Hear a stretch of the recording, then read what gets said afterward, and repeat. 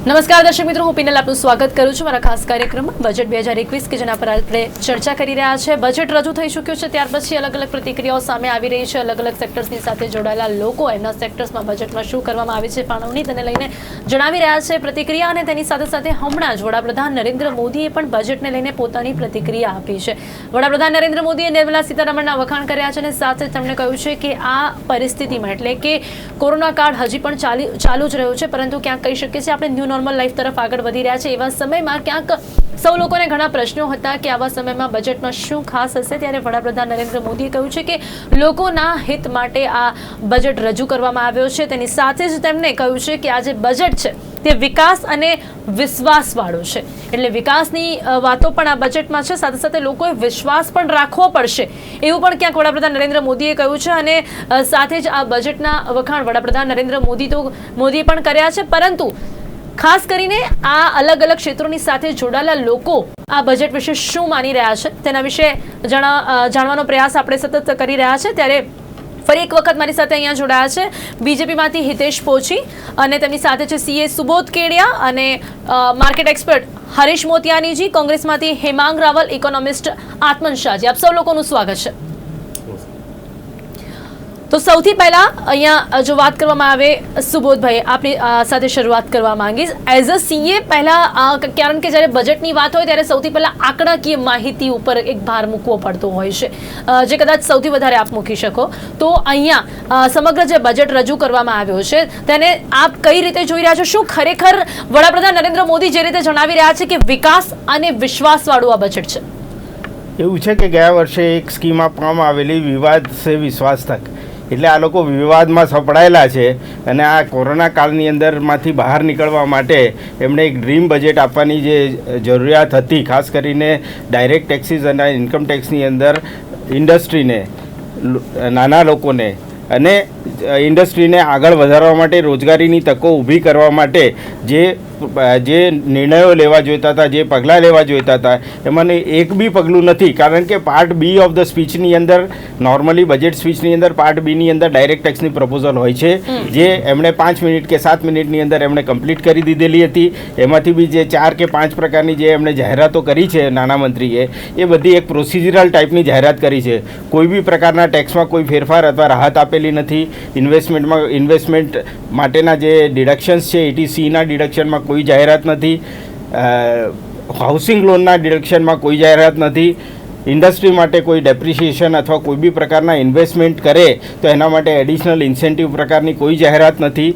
એટલે કે ચીલા ચાલુ બજેટ. સોફારે હું જો ડાયરેક્ટ ટેક્સીસને લગતી વાત કરું, ઇન્કમ ટેક્સને લગતી વાત કરું, તો ચીલા ચાલુ પ્રકારનું બજેટ છે. પણ જે સાચવવાની જે જરૂર છે એ છે કે જે ફાઇનાન્સ બિલ આવ્યું છે એ નોર્મલી 100-125 પાનાનું બિલ હોય છે. આ ફેરી 318 પાનાનું બિલ છે. એટલે 318 પાનામાં નાણામંત્રીએ શું શું લખ્યું છે અને લોકો માટે કેવી કેવી મુશ્કેલો, કારણ કે કોઈ જો સકારાત્મક જે બી પાસા હતા એ તો એમણે પોતાની સ્પીચમાં બોલી જ ચૂક્યા છે. એટલે બાકીના બધા નકારાત્મક પાસા છે એવું કંઈ એક અડધો ટકો બી ક્યાંય જ નથી. અને જે 318 પાના છે એ બહુ જ ખતરનાક છે. અધ્યયન કર્યા પછી જ એના માટેની પ્રતિક્રિયા આપી શકાય. પણ જે રીતે એમણે ત્યાં કોઈ એમણે ઉલ્લેખ કર્યો નથી એ બાબતનો, એટલે એ બધી બાબતો બહુ સાચવવા લાયક છે. એટલે ઇન્ડસ્ટ્રી ભલે સ્ટોક માર્કેટ ગમે તેટલું બૂમ થતું હોય, એ તો જ્યારે વાંચશે ત્યારે સ્ટોક માર્કેટ એની સાચી પ્રતિક્રિયા આપશે. એમ તો બજેટની અંદર બી નોર્મલી વિપક્ષ આટલો બધો હોબાળો કરતા હોય છે, એમણે એવું કશું બોલ્યું જ નથી કે વિપક્ષ હોબાળો કરે. કારણ કે બધી જે હોબાળો કરવા લાયક વાતો છે એ બધી એનેક્શર્સની અંદર ને ફાઇનાન્સ બિલની અંદર નાણામંત્રીએ છુપાવેલી છે. એટલે વિપક્ષને કંઈક હોબાળો કરવો પડે એવી કોઈ જરૂરિયાત નથી પડી આપની મતે?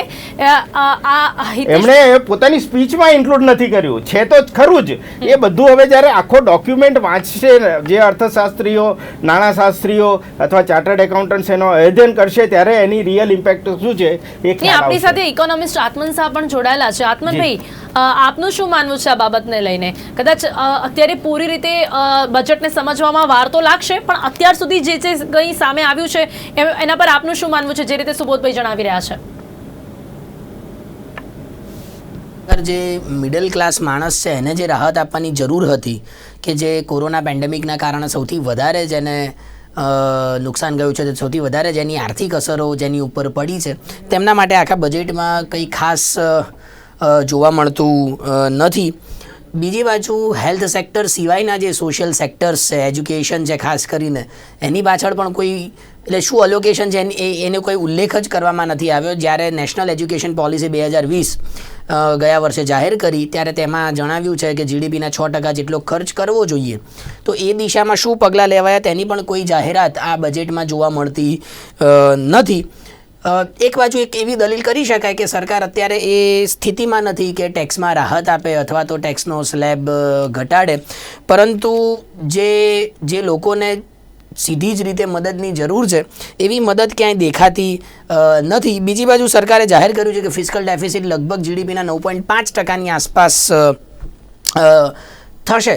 તો એ ખર્ચા ક્યાં ક્યાં થશે એના ઉલ્લેખો પણ સ્પષ્ટપણે જોવા મળતા નથી. એટલે એ જેમ સાહેબે કહ્યું કે આખું જે ફાઇનાન્સ બિલ છે એ વાંચવું રહ્યું, કારણ કે ખર્ચા ક્યાં થાય છે, કેવી રીતે થાય છે અને માત્ર ખર્ચો થાય છે પૂરતું નથી. હું કાયમ એક ઉદાહરણ આપતો હોઉં છું કે આજથી 3-4 વર્ષ પહેલાં ગુજરાત સરકારે એવી જાહેરાત કરી હતી કે જે વિદ્યાર્થીઓ પ્રથમ વર્ષમાં આવશે એમને 1000 રૂપિયામાં ટેબ્લેટ આપવામાં આવશે. હવે તમે એની પાછળ જે નાણું ખર્ચાય છે એ શિક્ષણ પાછળ નાણું ખર્ચાયું એવું તમે કહી શકો. પહેલાં સરકાર એ નથી આપતી, હવે એ ટેબ્લેટ આપે છે એટલે શિક્ષણ પાછળનો ખર્ચો વધ્યો, પણ તેનાથી શિક્ષણની ગુણવત્તામાં શું ફેરફાર થયો એ મોટો પ્રશ્ન છે. કરી લઈએ તો એનજીઓ, રાજ્ય સરકાર અને પ્રાઇવેટ સેક્ટરની મદદથી 100 જેટલી નવી સૈનિક શાળાઓની શરૂઆત થવાની છે. લદ્દાખમાં હાયર એજ્યુકેશન માટે લેહમાં સેન્ટ્રલ યુનિવર્સિટી બનાવવામાં આવશે. આદિવાસી વિસ્તારમાં પણ 750 એકલવ્ય મોડેલ શાળાની સુવિધામાં સુધારો કરવામાં આવશે. એ ઉપરાંત પણ આદિવાસી બાળકો માટે પોસ્ટ મેટ્રિક સ્કોલરશિપ પણ લાવવામાં આવશે. એટલે આ જે જાહેરાતો છે એજ્યુકેશન ફિલ્ડમાં કરવામાં આવી છે એના પર પણ એક નજર કરવી જોઈએ. આત્મનભાઈ, ટીચર છે એ કેટલું છે એની જાહેરાતની હું વાત કરું છું. જે સૈનિક શાળાઓની તમે વાત કરી એમાં પણ ક્યાંક પ્રાઇવેટાઇઝેશનનો પૂરેપૂરો ઉલ્લેખ છે. એટલે હવે પ્રશ્ન એ આવે છે કે જે જૂની સૈનિક શાળાઓ છે એને પ્રાઇવેટાઇઝ કરીને નવી બનાવવામાં આવશે કે પછી નવી જ સૈનિક શાળાઓ ઊભી કરવામાં આવશે તે પણ હજુ ક્લિયર નથી. એટલે એના માટે આખું ફાઇનાન્સ બિલનું એનાલિસિસ બહુ નિષ્ણાતો પાસેથી કરાવીને એ સમજવું વધારે આવશ્યક છે. હરીશભાઈ, અહીંયા ફરી એક વખત ટેક્સની બાબત પર આવીશું. સુબોધભાઈએ જે રીતે શરૂઆત કરી હતી કે ક્યાંક ટેક્સને લઈને કોઈ પણ પ્રકારની એવી રાહત જોવા નથી મળી રહી, ઘણી એક્સપેક્ટેશન્સ અહીંયા રાખવામાં આવી રહી હતી. તે ઉપરાંત જેમણે વાત કરી કે ઇન્વેસ્ટમેન્ટ અને એટીસી ડિડક્શન એની માટે પણ એમાં કોઈ જાહેરાત જોવા નથી મળી રહી. તો આપ આ બાબતને કઈ રીતે જોઈ રહ્યા છો? જો ટેક્સિંગ તમે સ્ટોક માર્કેટના નજરમાં જોવા જાઓ એટલે કંપનીમાં તો કંપની ઇઝ હેપી. કેમ કે ભાઈ કે જે ટેક્સ કર્યું કોર્પોરેટ ટેક્સ જે 25% હતો અત્યારે નવું સેટઅપ કરો તો કે 15% છે, એ ઘટાડીને બીજા પહેલા 20% કર્યું છે. તો એ બધી લાસ્ટ બજેટમાં તો આ બજેટમાં કંઈ ફેરફાર નથી કર્યો. આ બજેટમાં સ્ટોક માર્કેટ વોઝ એક્સપેક્ટિંગ કે આ જે short term capital gain tax કે long term capital gain tax જે લગાડ્યો છે, જે 1 વર્ષનું હોલ્ડિંગ હતું ત્યાં ગણતરી એવી હતી કે 2 વર્ષ કદાચ કરશે, તો એ લોકો ટચ જ નથી કર્યું. તો સ્ટોક માર્કેટ ઇઝ હેપી કે ચલો હાશ, અમને તો દવા નથી આપી ને અમને તો ઇન્જેક્શન નથી આપ્યું ને કે અમને કોઈ ડોઝ નથી આપ્યો, એટલે સ્ટોક માર્કેટ આ ચાલી રહ્યું છે. અત્યારે સિચ્યુએશન તો માર્કેટની સારી જોવા મળી રહી છે. સારી એટલે દેખાઈ રહી છે કે સ્ટોક માર્કેટમાં એફઆઈઆઈ છે અને એફઆઈઆઈ બધું ખરીદી કરી રહી છે. સાંજે જ્યારે તમે આંકડા જોશો તો ત્યારે તમને ડીઆઈઆઈ બાઇંગ કરી રહી છે. એ કદાચ થોડા ઘણા દેખાશે, એ ફિગર કંઈ વધારે નહીં હોય, પણ વધારે ફિગર એફઆઈઆઈ નું હશે. અને રિટેલ પાર્ટિસિપેશન કેટલું છે અગત્યની વસ્તુ એ છે. જી આપને રોકવા માંગીશ અત્યારે હરીશભાઈ. હાલમાં અત્યારે બજેટ રજૂ કર્યા પછી વડાપ્રધાન નરેન્દ્ર મોદીની પ્રતિક્રિયા પછી ફરી એક વખત અત્યારે નિર્મલા સીતારામન અને અનુરાગ ઠાકુર અત્યારે પત્રકાર પરિષદને સંબોધી રહ્યા છે. તો પહેલા એમને સાંભળીશું. First, the finance minister will make her opening remarks. Then we will take some questions from you, friends. Ma'am, over to you, please. Thank you and good afternoon.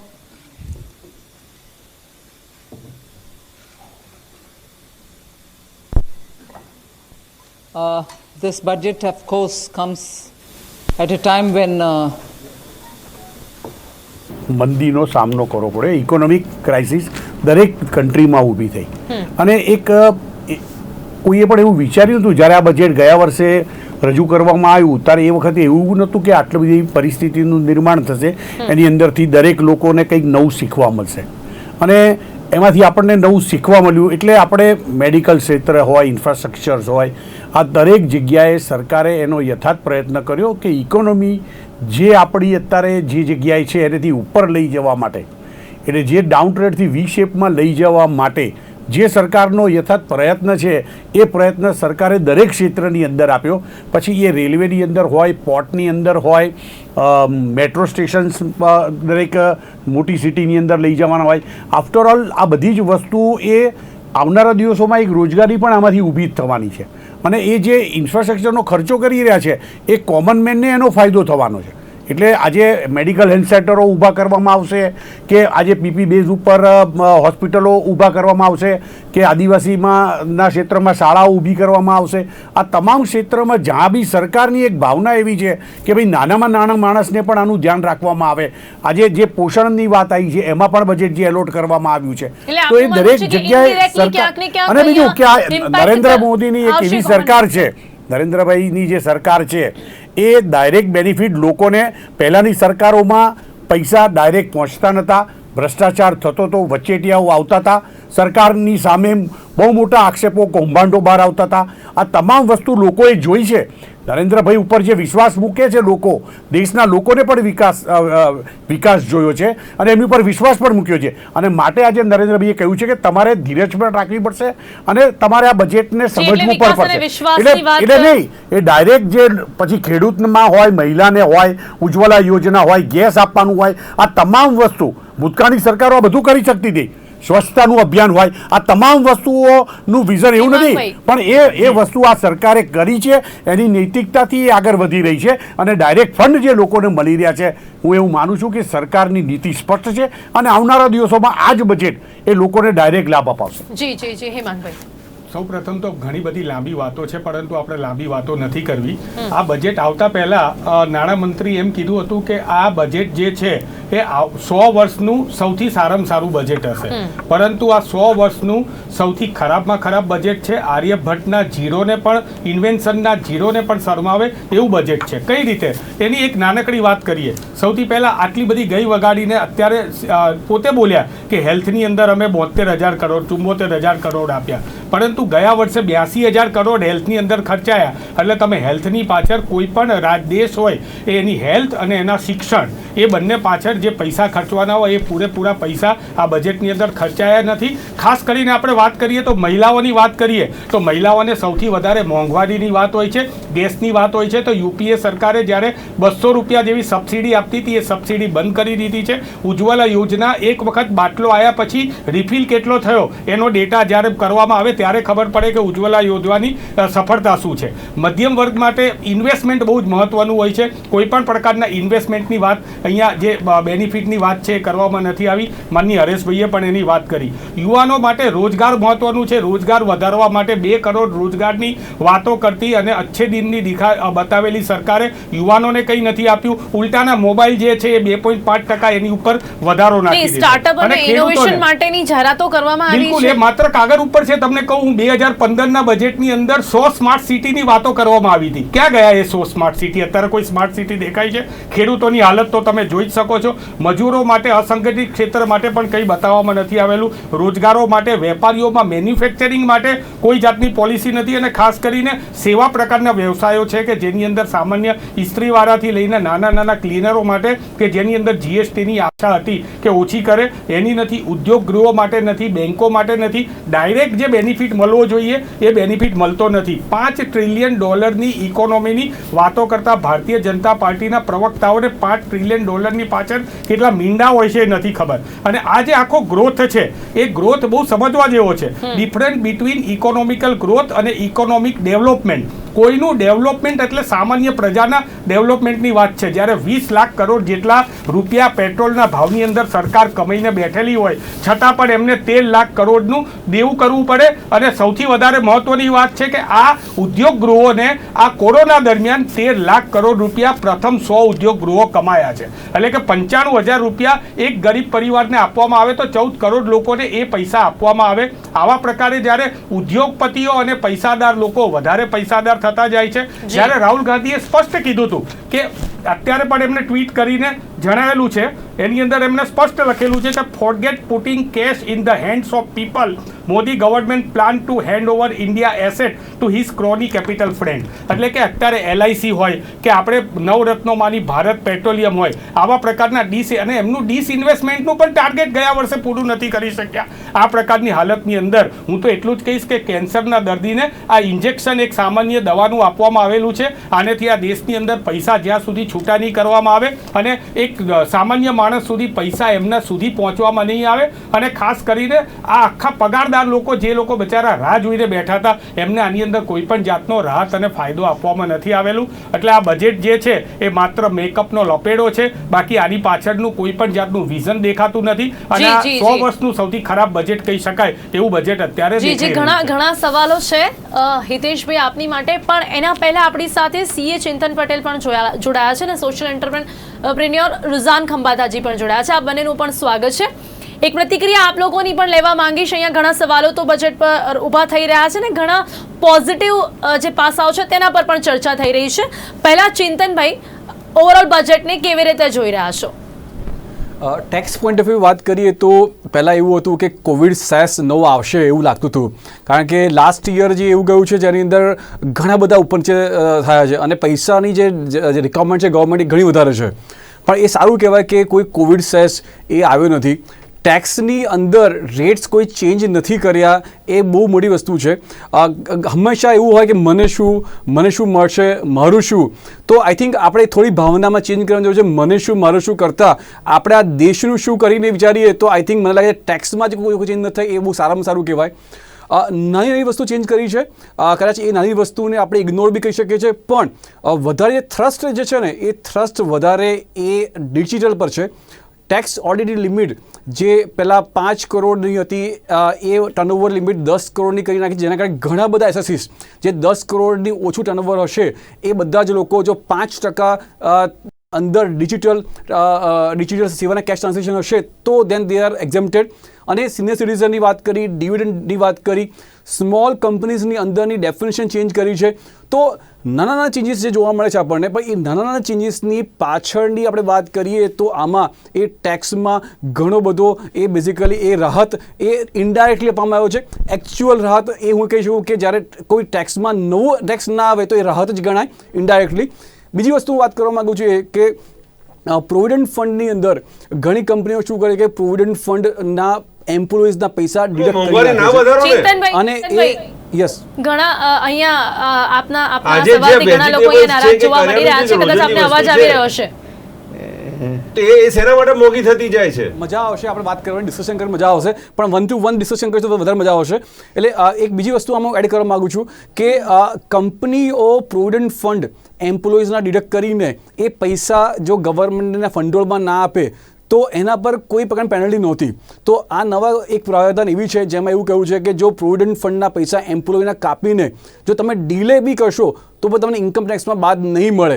તો આના કારણે શું થશે કે જે એમ્પ્લોયના પૈસાનો યુઝ લોન તરીકે થતો હતો એના પર એ મૂડી લગાવવામાં આવશે. હવે ઘણા બધી વસ્તુઓ છે, આપણે વાત કરીએ, જે કોઈ ડિસ્કશન કરવું હોય, કોઈ પોઈન્ટ્સ હોય જેમાં તમને લાગતું હોય કે આ પોઈન્ટ્સ પ્રોપર નથી, we can discuss on that point. નહીં, મારે એ જાણવું છે પર્ટિક્યુલરલી, કારણ કે આપણે કોવિડ કાળમાંથી હું કોઈ પોલિટિકલ માણસ નથી અને હું અત્યારે કોઈની એડવોકેસી કરવા બી નથી આવ્યો કે નાના માણસને રાહત આપો, ઉદ્યોગોને. આપણે રાહતોની વાત નથી કરતા, આપણે અત્યારે કોવિડ કાળમાંથી પસાર થઈ રહ્યા છે.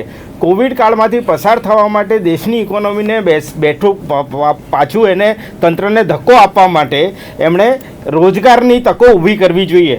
ગવર્મેન્ટ છે પોતાની જાતે કશું જ નથી કરી શકી રહી અથવા લિમિટેડ કરી રહી છે. એ લોકો પ્રાઇવેટ સેક્ટર તરફ નજર માંડી રહ્યા છે કે પ્રાઇવેટ સેક્ટર છે રોજગારીની તકો ઊભી કરી આપશે. તો પ્રાઇવેટ સેક્ટરને રોજગારીની તકો ઊભી કરવા માટેની એમણે કઈ સવલતો આપી? એમણે ઇઝ ઓફ ડુઈંગ બિઝનેસ કરવા માટે શું કર્યું? GSTની અંદર અત્યારે લગભગ 100 જેટલા રિટર્ન નાના વેપારીએ ભરવા પડે છે, એમાં શું રાહત આપી? ઇન્કમ ટેક્સની અંદર કેવા પ્રકારની કોઈ બી ઇવન પ્રોસિજરલ રાહત બી નથી આપી.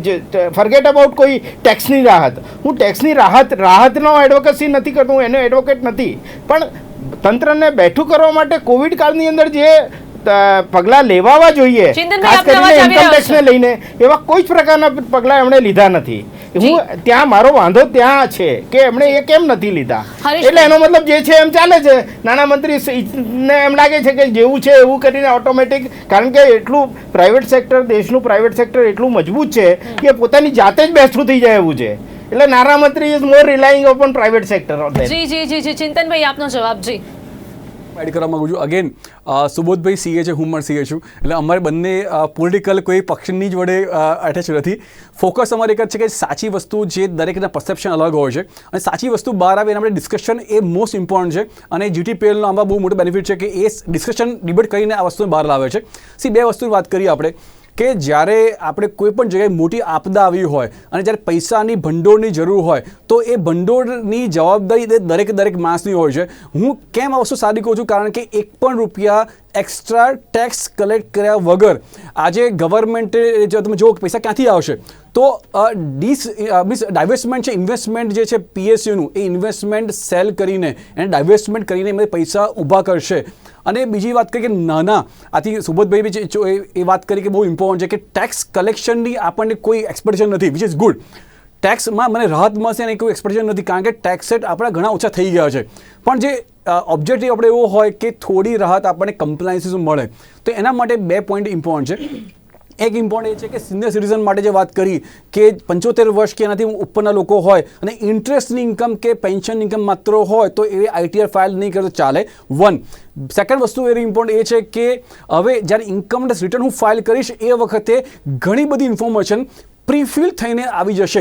તો ઇન્કમ ટેક્સ રિટર્ન ફાઇલ કરતી વખતે મારે જો તે શેર્સની વેચીની ઇન્કમ હોય કે મારે બેંકની ઇન્ટરેસ્ટની ઇન્કમ હોય, એ બધી જ ઇન્કમ પ્રીફિલ થઈને આવી જાય તો મારે જે ઘણી વખત ઇસ્યુ થતા હતા આઈટીઆર ફાઇલ કરવાના, એ બધા એમાંથી એક રાહત મળી જશે.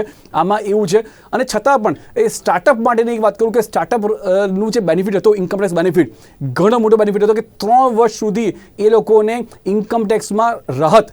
એ startup benefit was ending on March 2021. એને 1 વર્ષ માટે એક્સટેન્ડ કર્યું છે, જેના કારણે નવા સ્ટાર્ટઅપ જે છે એ લોકોને પણ આ બેનિફિટમાં લાભ મળી શકશે. એમણે જે સિનિયર સિટીઝન માટે રાહત આપી છે એ કોઈ ટેક્સની રાહત છે કે ખાલી પ્રોસિજરલ રાહત છે? ના, પ્રોસિજરલ રાહત જી. ક્યાં છે? પ્રોસિજરલ રાહત છે. બીજી એટલે હવે તેમણે હવે આઈટી રિટર્ન ભરવાની જરૂર નથી. દાખલા તરીકે 10 લાખ રૂપિયા બેંકમાં ડિપોઝિટ પડી હોય, એના તમે 5% વ્યાજ ગણો, 10% 5% એટલે 60,000 રૂપિયા થયા, એટલે 50,000 રૂપિયાનું તમને બાદ છે. 50,000 રૂપિયા ઉપર તમારી ઇન્કમ એ બેંકમાં આવી એટલે તરત જ બેંક તમારા TDS કાપી લેશે અને તમને પૈસા આપશે, તમારા વ્યાજમાંથી પૈસા કાપી લેશે. એટલે તમારા ઇન્ટરેસ્ટમાંથી પૈસા કપાઈ ગયા, that you have to file a return. તો 10 લાખ રૂપિયા સિનિયર સિટીઝન માટે I think it's a meagre amount આ જમાનામાં. આપણે પેન્શનને સાઈડમાં મૂકી દો, આપણે ખાલી જે વ્યક્તિ પેન્શનર નથી, પેન્શનર બધા નથી હોતા, રાઈટ? હું વાત કરું છું એક સિનિયર સિટીઝન જે 60 વર્ષ ઉપર છે અને એ જે રિટાયર થયો છે, એના પાસે ફક્ત 10 લાખ રૂપિયા છે, તો આજે એને બી રિટર્ન તો ફાઇલ કરવું પડશે ને ઇનડાયરેક્ટલી. આ તો તમે કેવું છે કે અહીંયાથી છોડીને તમે બેંકને જવાબદારી આપી દીધી કે ભાઈ તમે TDS કાપી દેજો. હરેશભાઈ એવી તો હું પણ વાત કરી છે ને કે હવે જો 75 વર્ષ અને એનાથી મોટી ઉંમરના ફાઇલ કરવાનું નથી એને રિટર્ન ફાઇલ જ નથી કરવાની. રિટર્ન TDS કાપી લે બેંક તો ફાઇલ કરવું પડશે ને. જી જી ચિંતનભાઈ TDS નો એક સવાલ અહીંયા ઊભો થાય છે. ચિંતનભાઈ, કાપ્યું છે અને મારે રિફંડ જોઈતું હોય તો મારે કરવાની જરૂર છે, પણ જો મારી એ ઇન્કમ એવી હોય જેમાં મારી રિફંડની જોગવાઈ નથી હોતી, 10 લાખથી અંદરની ઇન્કમ છે, એમને વાત કે 10 લાખથી ઉપરની ઇન્કમ હોય અને એવા કંઈક કેસની અંદર જો TDS વધારે થયો હોય અને મારે રિફંડ જોઈતું હોય તો વસ્તુ અલગ છે. પણ જો મારે રિફંડ ના જોઈતું હોય તો એક્ઝમ્પશન છે. C now it is on you. તમારે જો પૈસા લેવા હોય, પાછા લેવા હોય તો રિફંડ માટે એપ્લાય કરી શકો છો. અને એના માટે પણ ઇન્કમ ટેક્સ રિટર્નમાં બેંકની ઇન્ટરેસ્ટ ઇન્કમ જે હશે એ બધી જ ઓટોમેટિક આવી જશે. તો તમારે કશું કરવાની જરૂર નથી. ઓનલાઈન જાઓ, at the click of the button ITR file તમે નથી. આ વાત છે કે કોમન મેનને શું આપ્યું છે, કોમન મેનને તમે પરેશાની ઊભી કરી છે. આજે 75 વર્ષના ઉંમરના એક વ્યક્તિ હોય એને બી તમે કમ્પલસરી કીધું કે તમારું વ્યાજ ઘટી જાય છે તો તમે જે ફરી આ મુદ્દા પર આવીશું. પહેલા હવે આ બધી જ બાબતો પર રુઝાનભાઈની એક પ્રતિક્રિયા લઈએ. જેમ નિર્મલાબેને આપણા બહેનોને સૌથી છેલ્લા ચાન્સ આપ્યો. I can't here you. Hello, બોલું? જી જી. હા, જેમ નિર્મલાબેને બહેનોને ચાન્સ છેલ્લે આપ્યો કે આપ્યો બી નહીં, એવી રીતે તમે મને છેલ્લે આપો છો, એટલે થેન્ક યુ વેરી મચ. હવે સૌથી પહેલા તો છેલ્લો ચાન્સ છે, નહીં તો લેડીઝ ફર્સ્ટ હોય ઓલવેઝ. ના લાસ્ટ હવે તો લાસ્ટ જ છે, ફર્સ્ટ હોય કે લાસ્ટ હોય, તમે બી લેડીઝ, નિર્મલા બેન બી લેડીઝ, નું બી લેડીઝ, પણ આપણે લાસ્ટ સારા. પોઈન્ટ અત્યારે એ છે કે તમે બધા સરસ બધું આજે સરસ વોટ્સએપમાં વાંચ્યું હતું કે 1લી તારીખે આમ નોર્મલ ઇકોનોમિક્સ 800 ઇન્ડિયામાં, અત્યારે 1લી તારીખે 3 લાખ ઉપર ઇકોનોમિસ્ટો થઈ જાય, એટલે આપણે એ સાંભળ્યું હતું. હું હવે ડાયરેક્ટ ટુ ધ પોઈન્ટ મારા બહેનો રિલેટેડ વાત કરવા માંગુ છું, જે મને બહુ મોટો આઘાત લાગ્યો કે આમ તો આપણે બેટી બચાવો, બેટી પઢાઓ, સબકા સાથ સબકા વિકાસ, બધી અલગ અલગ સ્કીમોની વાત કરીએ છીએ, પણ જેટલું મને વાંચવામાં આવે છે, હવે જો આ જે ડોક્યુમેન્ટ છે જેમાં એ લોકોએ કી હાઇલાઇટ્સ આપી છે, એમાં તો અમારા બહેનો રિલેટેડ કશું જ નથી, એટલે એમાં કશું બોલવા જેવું છે નહીં. કારણ કે ના તો પછી પાછળથી પેલું નીકળશે ગતકનું જે અત્યારે નીકળ્યું છે, અહીંયા સાહેબો વધારે સારી રીતે વાત કરી શકશે કે જે એગ્રીકલ્ચર સેસ નખાયો, તમે કોવિડ સેસના બદલે એગ્રીકલ્ચર સેસ વર્ડ યુઝ કરી દો, પણ નખાયો ખરા. અને સેસ વર્ડ એટલા માટે યુઝ થયો કે જે બધા અહીંયા વાત કરે છે મહાનુભાવો કે ભાઈ ગવર્મેન્ટને ડાયરેક્ટ સેન્ટરમાં પૈસા આવે એટલે શું આ સ્ટેટ વચ્ચે પડે જ નહીં. See our centre is very clear કે અમને જ બધું આવે, કારણ કે અમે જ બધાનું કલ્યાણ કરી શકશું. State is of no good no use, state શું કરી શકે, અમે જ કરીએ, એટલે એ લોકોએ ડાયરેક્ટ સેસમાં લઈ લીધા. મારા બીજા મિત્રો અગ્રી કરશે.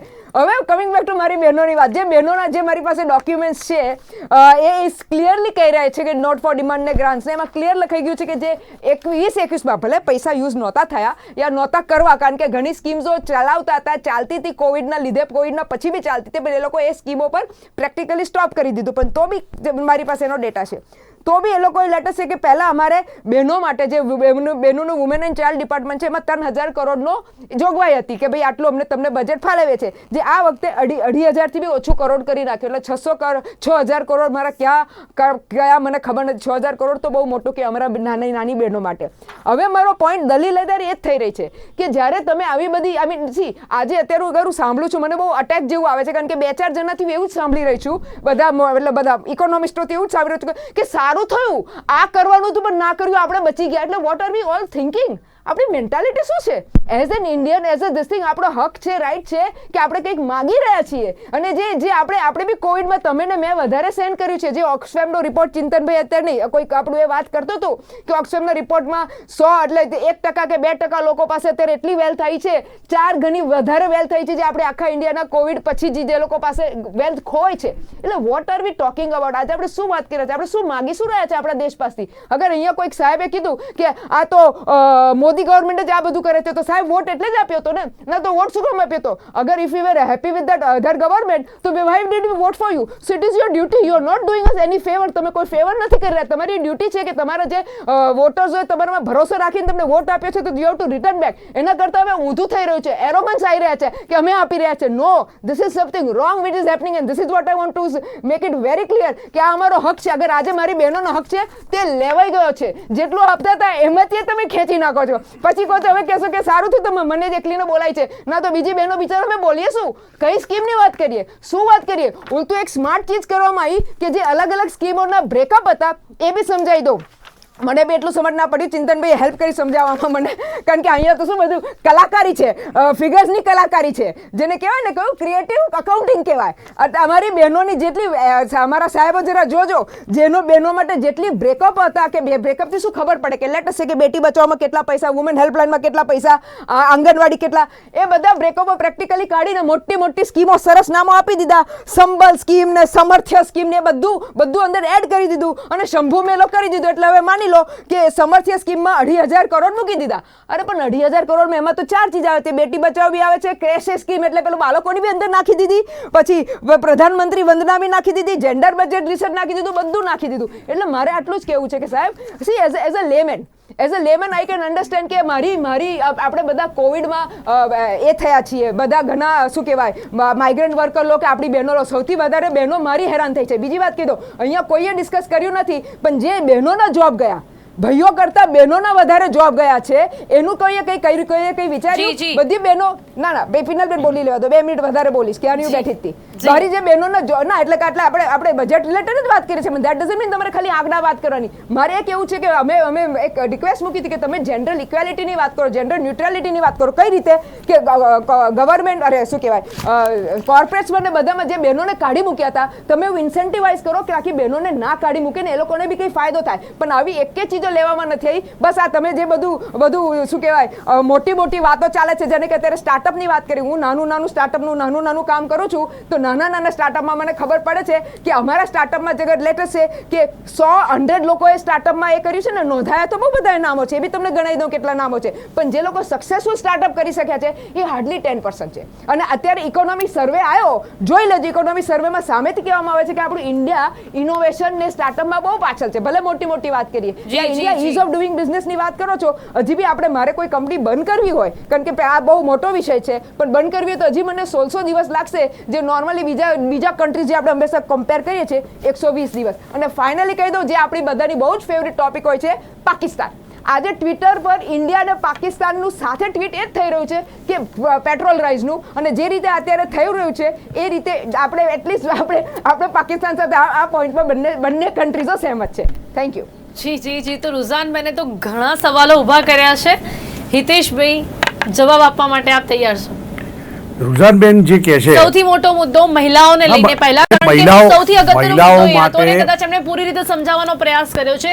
જેટલી જોબ્સ ગઈ છે આ સમયમાં, જેટલું સહન કરવું પડ્યું છે, એમાંનું કંઈ પણ મહિલાઓને મળતું નથી દેખાઈ રહ્યું.